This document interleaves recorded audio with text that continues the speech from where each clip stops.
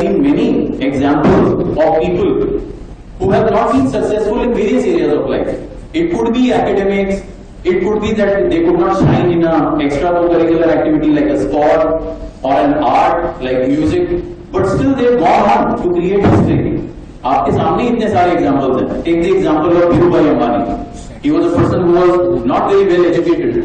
He was a guy who used to work at a petrol pump, but later on in his life, जिस petrol pump पे shell पे वो काम करते थे, उसी पेट्रोल पंप की पूरी चेन को उन्होंने खरीद लिया. Take the example of Azim Premji. Take the example of Narayan Murthy.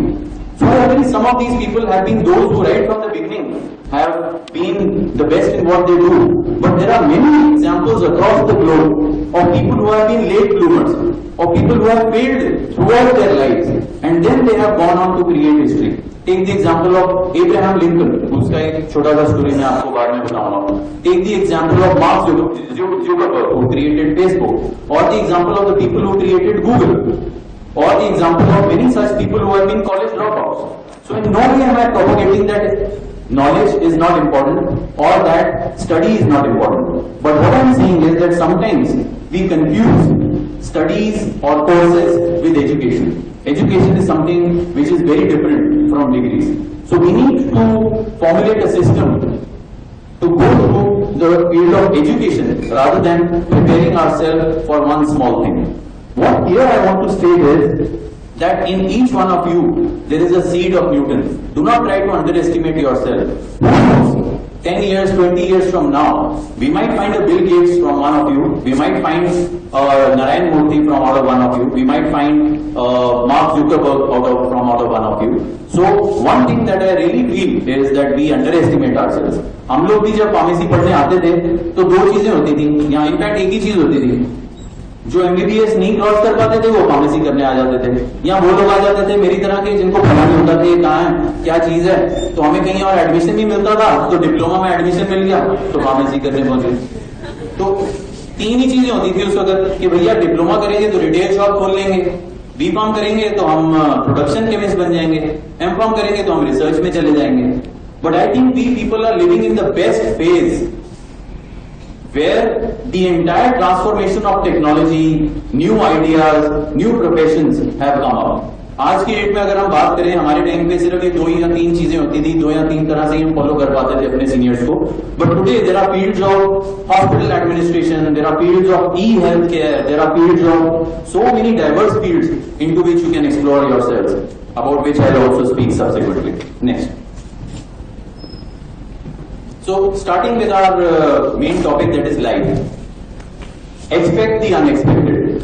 At least हमारे साथ, मैं अपना जगजीत के बारे में तो बोल ही सकता हूँ, तो ये हुआ कि जब भी हमने लाइफ में कुछ प्लान किया है वो कभी नहीं होगा.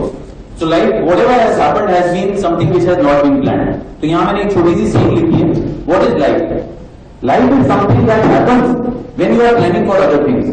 तो इसका मैं क्या मतलब बोलना चाहता हूँ कि जब हम लाइफ के लिए प्लान कर रहे होते हैं, कुछ चीजों के लिए प्लान कर रहे होते हैं कि आज मैं डिग्री में ये इतने मार्क्स लाऊंगा तो आगे जाके मैं ये करूंगा, फिर मैं एम फार्म में एडमिशन मिलेगा, फिर मैं ये करूंगा तो उसके आगे मैं यहाँ जॉब करूंगा.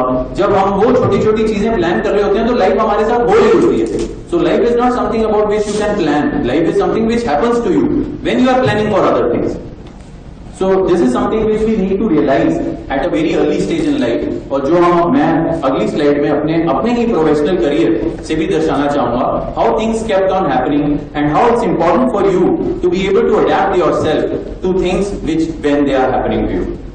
एक बात के बारे में तो पक्का समझ लीजिए कि कॉलेज टाइम जो है ये आपका लास्ट टाइम है जब एक्सपेक्टेड चीजें होती हैं. एक्सपेक्टेड चीजें क्या होती हैं? जो ज्यादा और अच्छा पढ़ता है उसको ज्यादा मार्क्स मिलते हैं, जिसको ज्यादा मार्क्स मिलते हैं उसको ज्यादा शाबाशी मिलती है, जिसको ज्यादा शाबाशी मिलती है वो ज्यादा आगे जाता है, फ्रंट रो पे बैठता है. इसके बाद एक बार कॉलेज पार हो गया, so nothing is correlated with anything. आप इंटरव्यू में सबसे अच्छा परफॉर्म करोगे, सेलेक्ट कोई और हो जाएगा. आप अपने जॉब में सबसे अच्छा परफॉर्म करोगे, प्रमोट कोई और हो जाएगा. आपका बिजनेस आइडिया बेस्ट होगा, कॉपी कोई और करके सक्सेसफुल हो जाएगा. आप अपना काम सबसे ऑनेस्टली कर रहे होगे, लेकिन जो बेईमानी से कर रहा है वो सबसे आगे निकला होगा. So college life, these are your last 2, 3 or 4 years when things are expected, when things are proportional, and when the equation is very simple, that success is directly proportional to hard work. ये 4 साल निकल गए तो इसके बाद there is no proportion in life. There are so many things that are going to determine your life from here onwards. Things which are going to be in your control, things which are not going to be in your control, things which are related to your karma, things which are related to the environment in general. तो आप जो होते हैं उस पूरी चीज में एक बहुत छोटा सा शून्य बन के रह जाते हैं. आपकी जो काबिलियत होती है वो एक बहुत ही इनसिग्निफिकेंट प्रोपोर्शन में बन के रह जाती है. At that time what is needed is something about which I will talk you subsequently. But उससे पहले मैं बताऊंगा कि हमारी life especially when we came out of college कैसे unpredictable थी, unexpected थी, and how we try to adapt to reach wherever we are. तो पहले तो मैं ये बोलना चाहूंगा कि I am not here as an example of success to tell you कि हम successful हैं और आपने कैसे होना. We are going still through a phase of trials, tribulations, challenges, successes, failures. Everything goes hand in hand. So ours is not a textbook story which I can say we started from nowhere and today we are somewhere where no one else can reach. It's not that story. It's not about that destination. It's about the journey. It's about sharing that journey with you. So maybe through that you can reduce your learning curve where we have reached in 15 years, 20 years, maybe you can try and reach in 7 years, 8 years. That's the whole objective. Next slide. So here I would like to tell you a little bit about our journey and then it will be elaborated by my friend and colleague Jogiji later on. When we passed out of college, तो एक चीज पक्का थी, थोड़ा वो diploma वाला दिमाग होता है ना, वो अलग होता है. जो लोग डिप्लोमा में पहले से आते हैं सबसे बैक बेंच पे बैठा करते थे. टीचरों ने भी कभी छोड़ा नहीं हमें, सिर पे आके राजू सर खड़े हो जाते थे सबसे पीछे भी. तो लाइफ तो मुश्किल थी तब भी. तो हमें थोड़ा ये था कि यार पढ़ लिया, डिप्लोमा कर लिया, डिग्री में भी एडमिशन मिल गया, एमकॉम में भी मिल गया, अच्छा पढ़ लिया, को करिकुलर्स में भी ठीक ठाक थे. बट ये था कि कन्वेंशनल फील्ड में जाने का कभी भी इंक्लिनेशन नहीं था कि हम प्रोडक्शन केमिस्ट बनना चाहेंगे या हम कुछ रिसर्च में जाना चाहेंगे. ऐसे कन्वेंशनल फील्ड्स में जाने का कभी भी इंक्लिनेशन नहीं था. तो जैसे मैं एक मैसेज के बारे में बोल रहा था, उसी मैसेज का एक पार्ट था जो आज मुझे मिला, which I found really nice. That how do you define success or who are the people who are successful? So those people are successful who think what no one else is thinking and who do what no one else is doing. तो शुरू से एक दिमाग में ये फसूल था कि success या फेलियर, मनी का इंपॉर्टेंस कभी भी नहीं था लाइफ में, बट ये है कि कुछ डिफरेंट करने की कोशिश करनी है.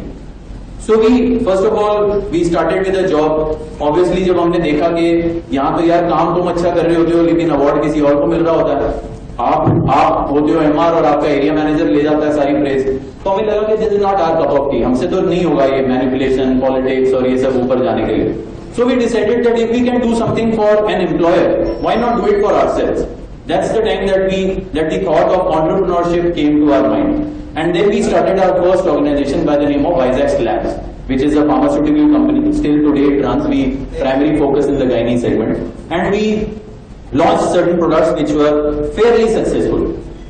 लेकिन हुआ क्या उस दौरान कि this was unfortunately the phase where we were taught कि positioning, differentiation, marketing strategies, hard work, personality, communication skills, ये सारी चीजें बहुत काउंट करती हैं. तो हमें लगा यार जो भी पढ़ाई में हम थे या नहीं थे ये थोड़ा तो कर लेंगे, अच्छा सूट बूट पहन के पहुंच जाएंगे डॉक्टर के पास, बच्चों को थोड़ा बहुत ट्रेन करेंगे और सक्सेसफुल हो जाएंगे. वही एक फेज था when the pharmaceutical industry saw a radical shift. होने क्या लगा that there were big companies from MNCs to big Indian companies and the entire thing shifted from the quality of product or the quality of manpower to how best you could corrupt a doctor. So MNCs started corrupting the doctors in their own way, in their own polished way, by sponsoring their CME trips, medical trips, foreign trips, and other things. And non-MNCs, which were big companies with deep pockets, they started corrupting the doctors directly. कि sir आप इतना लिखिए तो हम आपको ये देंगे, अगर आप ये करेंगे तो आपके घर पे टीवी आ जाएगा, अगर आप ऐसे करेंगे तो आपको गाड़ी मिल जाएगी. बट हम तो दोनों ही नहीं थे, एमएनसी तो हम थे नहीं और डीप पॉकेट्स तो हमारे तब भी नहीं थे और आज भी नहीं है. तो हमें तो लगा कि we are in the wrong profession. हम तो जाके अपने प्रोडक्ट के बारे में बताते थे, हम जाके अपने नॉलेज के बारे में एक्सप्लेन करते थे डॉक्टर को, सब कुछ सही हो जाता था, वापस आते थे तो कोई प्रिस्क्रिप्शन ही नहीं लिखा जाता था. तो बाद में हमें समझ आया that the dynamics of field are completely changed. So we started stagnating. Now that is the time where we had two choices. Either we continue to sulk और कोसते रहे टाइम्स को, कंपनीज को, कंपटीटर्स को, या हम अपने आप को अडेप्ट इस तरह से करें कि हम आगे देख सकें कि what is best for us in the near future. So we entered into another field which was coming up in a big way at that time, the field of medical tourism. Medical tourism के बारे में आप लोगों ने सुना है या जानते हैं? किसी ने नहीं सुना? As the name suggests, India is today the hub for medical treatment. होगा क्या है कि US, कनाडा, जितने भी डेवलप्ड कंट्रीज हैं, कुछ ऐसे ट्रीटमेंट्स हैं जिनका कॉस्ट वहां पे इंडिया से 8 to 10 टाइम्स हाई है। आप डेंटल ट्रीटमेंट्स ले लीजिए, हार्ट एलिमेंट्स ले लीजिए, कैंसर ट्रीटमेंट्स ले लीजिए। तो फॉर एग्जांपल अगर किसी ट्रीटमेंट का कॉस्ट यूएस में या कनाडा में 8 to 10 लाख है, तो वही ट्रीटमेंट का कॉस्ट इंडिया में 1 लाख है। तो इसके लिए क्या एक नया इंडस्ट्री ने जन्म लिया, जिसमें कि बाहर से लोगों को अट्रैक्ट किया गया। एक बात हमें पता है इंडिया में कि the quality of doctors is very good, whether their honesty or integrity is at par with the western world or not, वो मैं नहीं कहना चाहता, लेकिन quality of doctors is very good. They are well studied, बाहर से पढ़ के आते हैं, and the quality of treatment is at par with the best in the world. So no, the patients did not mind coming to India. जिस patient को पता है कि इंडिया में कॉस्ट भी कम है, इंडिया की एक रिच कल्चरल हेरिटेज है, यहाँ के वो घूमते हैं और यहाँ वेटिंग टाइम भी नहीं है, जो उनके यहाँ बहुत लंबा वेटिंग टाइम होता है क्योंकि यहाँ इतने सारे डॉक्टर्स अवेलेबल होते हैं। और दूसरा उस टाइम पे क्या हुआ कि कॉर्पोरेटाइजेशन हुआ हेल्थ केयर फील्ड में, यानी the hospitals like Max, Fortis, they were at par with the best in the world. So many people started coming to India to get themselves treated. तो वहां वो 10 लाख खर्चते थे, तो यहाँ वो 1 लाख आने जाने में लगता था, 1 लाख ट्रीटमेंट में लगता था, और उसके बाद वो घूमते भी थे तो भी 3 लाख लगते थे, तो 7 लाख बचा के जाते थे और सेम ट्रीटमेंट करा के जाते थे। So we decided why not be part of this medical tourism. We'll attract the patients from abroad and we'll coordinate between the patients and the hospitals, and this is one area which is coming up in a big way. Even now it is coming up in a big way. But तब हमें realise हुआ कि इस field के अपने challenges हैं। जो hospital है वो आपको मार्जिन्स नहीं देते हैं, and there are many touts and middlemen with whom you have to compete. Afghanistan, Bangladesh, यहाँ से बहुत सारे मिडिलमैन हैं जो वहां के पेशेंट्स को यहाँ लाते हैं, उन पेशेंट्स को अपने हिसाब से अपनी भाषा में बात करते हैं, अपने हिसाब से उनको ट्रीटमेंट कराते हैं। So we thought as a corporate we will not be able to compete with this middleman और touts who are ready to work in immoral ways also and at much lesser margins. लेकिन इस medical tourism में आने का एक बहुत major हमें fortunately and also by the virtue of the fact that we were ready, एक advantage ये मिला कि जब लोग बहुत सारे ट्रीटमेंट्स के लिए आते थे, starting from heart elements, oncology, dental, तो हमने देखा कि एक सेक्ट है जिसमें बहुत लोग ट्रीटमेंट के लिए आना चाहते हैं, लेकिन there is no one in India who is ready to provide that kind of treatment, और वो सेगमेंट था सरोगेसी का। सरोगेसी के बारे में किसी ने सुना है? हो सकता है कि बात कर सकते, सुना है? तो किसने सुना है सरोगेसी के बारे में? कोई भी बताना चाहेगा? थोड़ा तेज आवाज में बोल दो, माइक नहीं है आपके पास। समझा दो, कोई बात नहीं। अरे समझा दे यार, यही तो समझा रहा हूं, डरना नहीं है, खड़े हो जाओ फटाफट। क्या होता है सरोगेसी? गलत हो जाएगा जैसे, और क्या होगा?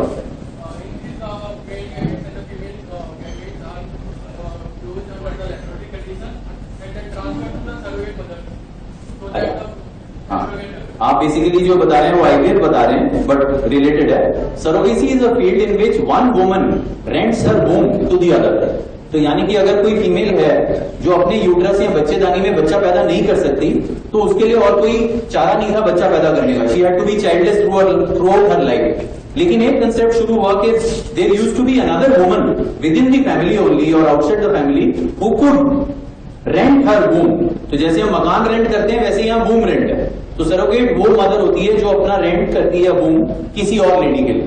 तो यानी हस्बैंड और वाइफ के गमीट्स तो लिए जाते हैं, लेकिन नॉर्मल प्रोसेस में वो वाइफ में वो गमीट्स नेचुरली ट्रांसफर होते हैं। इस केस में उन गमीट्स को बाहर बना के सरोगेट मदर में डाला जाता है और जन्म वो सरोगेट मदर देती है बच्चे। Right. So this was a very unique area which was coming up majorly at that time. बाहर की कंट्रीज में तो इसके बारे में काफी सुना था, लेकिन इंडिया में इतना सुना नहीं था। लेकिन इशू ऐसा था कि इंडिया में सरोगेट्स की अवेलेबिलिटी बहुत हाई थी। अब वो इसलिए क्योंकि जहां ऐसी फैमिलीज हैं जहां पूरी फैमिली मिल के एक साल में 50,000 नहीं कमा सकते, वहां आपको 8 या 9 महीने में इतना पैसा मिल रहा है जो कि आप शायद पूरी लाइफ टाइम में सेव नहीं कर सकते। तो India started become a hub for surrogacy because of the availability of surrogates from lower middle class और पुअर फैमिलीज। तो many people started coming here. But this was one area which was very technical. तो जो normally touts या agents handle कर लेते थे कि patient को लाए हार्ट ट्रीटमेंट के लिए ले गए, पेशेंट को लाए बोन ट्रीटमेंट के लिए ले गए, उनको ये नहीं समझ आता था कि सरोगेसी कैसे करवा सकते हैं। तो इससे जन्म हुआ हमारी थर्ड वेंचर का, which is called Vizag surrogacy consultants. So we thought कि मेडिकल टूरिज्म में तो हम इतना कुछ नहीं कर पाए, let's focus into one area of surrogacy alone. And there is one area which suits our caliber, our knowledge, what we've studied in our college, how many years we've given to our education and our experience. So that is the point where we started becoming successful after many years of struggle. We could not become successful in our pharmaceutical venture too much as we expected. Medical tourism was not our cup of tea, but surrogacy was one area where we started becoming very successful. अब जब हम surrogacy के लिए लोगों को invite करते थे तो हम बोलते थे कि हम आपका हॉस्पिटल से टाई अप कराएंगे, सरोगेट अरेंज करेंगे, लीगैलिटीज को हैंडल करेंगे, फिर जो बेबी होता था उसका एग्जिट वीजा इंडियन गवर्नमेंट से करवाना पड़ता था, तो वो भी हम करवाएंगे। लेकिन एक इशू आता था कि हमारा अपना हॉस्पिटल सेटअप नहीं था, तो जहां आईवीएफ करवाना पड़ता था तो हमें किसी ना किसी हॉस्पिटल के साथ टाई अप करना पड़ता था। तो फॉरेन क्लाइंट्स और इंडियन क्लाइंट्स सब ये बोलते थे कि सिर्फ एक चीज के लिए आप हमें कहीं और भेजते हैं, तो ऐसा कुछ नहीं हो सकता कि everything is done under one roof. Today everyone wants 360 degree solution. So when we progressed in that area, then we decided to set up our own world class state of the art IVF center by the name of Baby Joy, where we could do the IVF of all those people who are coming from outside to get surrogacy done in India. So that is how the fourth venture was born by the name of Baby Joy. इस सब के बारे में we'll talk a little bit subsequently on. So today we are heading an organization by the name of Baby Joy, which provides 360 degree fertility solutions ranging from IUI, IVF, surrogacy, and you name it, and we got it. यहाँ मैं आपसे एक बड़ा interesting एक story भी share करना चाहूंगा, the story of the Google baby. पहले आपने ऐसा कुछ सुना नहीं होगा कभी, बट ये पहली बार हुआ जब हमने इस फील्ड में आना शुरू किया कि पहले एक कन्वेंशनल तरीका होता था बच्चे पैदा करने का, husband and wife used to come together and they used to produce a kid. फिर हुआ कि कभी कभी कुछ प्रॉब्लम है तो आईवीएफ करना पड़ेगा। इस केस में मैं आपको बताऊंगा कि किस तरह बेबी ऐसा हुआ कि 3 कंट्रीज वर इन्वॉल्व, किसी को कहीं भी मूव नहीं करना पड़ा, and the baby was born on Google. That's how we called it the Google baby. So what happened was that there was a couple in Israel. उस कपल में जो फीमेल थी उनके एग्स नहीं बनते थे, लेकिन वो बेबी चाहते थे।